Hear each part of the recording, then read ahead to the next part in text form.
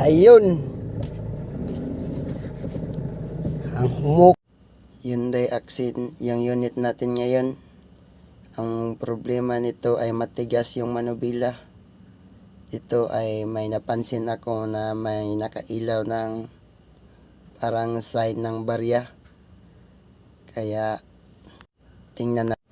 Ito ay fast forward agad tayo. So pinatay natin yung makina. So yan, pinaandar natin.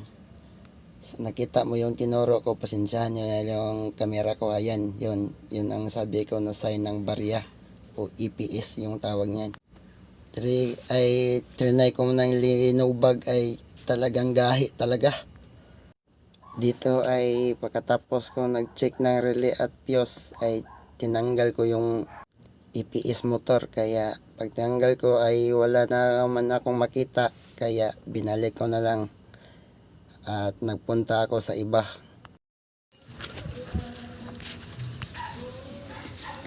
Dito ay saksak lang muna natin dito. Saksak lang muna natin dito.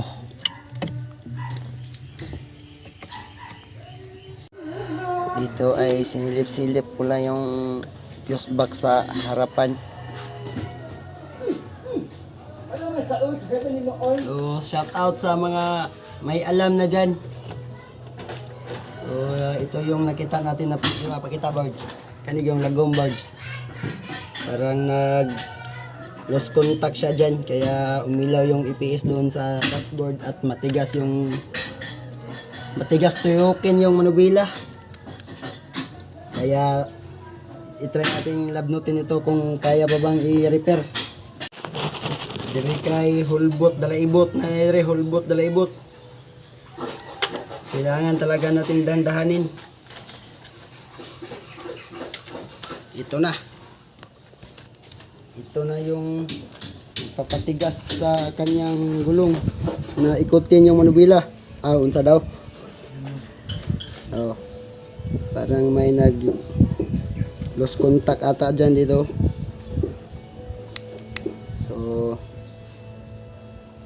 try muna nating repairin kung ma-repair ba. So dire kay atuan ang gikuan, gibalik lang pero i-orderan ato ni.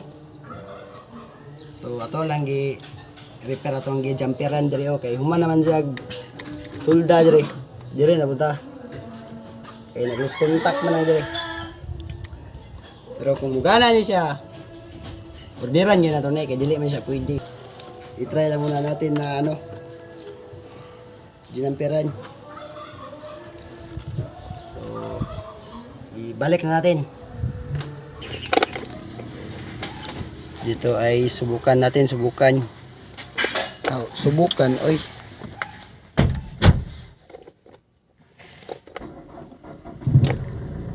Start natin. So ayun, nawala. Okay guys, okay. Astang okay ha. Try natin ikutin. Ayun. Ikutin ay kita natin guys na malambot na talaga dahil nawala na yung dati kasi nakailaw yung sign ng EPS dito. Kaya chinek natin lahat.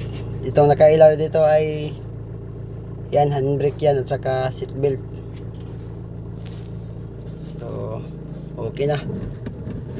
Solve yung problema.